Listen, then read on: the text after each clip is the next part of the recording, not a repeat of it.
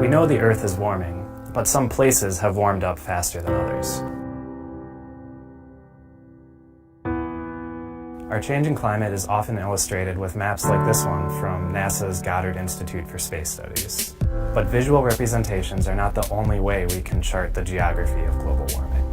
My name is Dan Crawford, and I'm a student at the University of Minnesota. I've been working with Dr. Scott St. George, who's a professor in the Department of Geography, to turn climate data into climate music. It's written for string quartet and uses all four instruments to describe the pace and the place of global warming.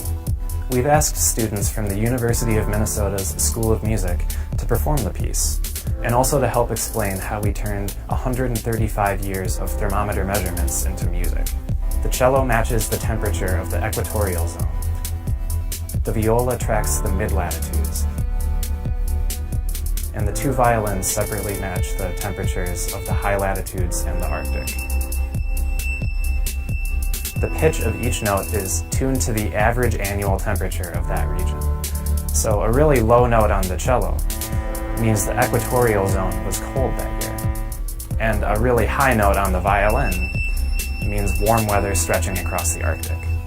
When we blend the four instruments, the four regions together, you're able to hear quite clearly how temperatures fluctuate across the globe, from the equator to the North Pole.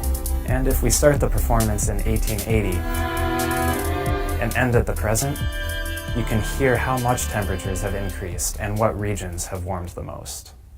This is our newest composition, Planetary Band's Warming World.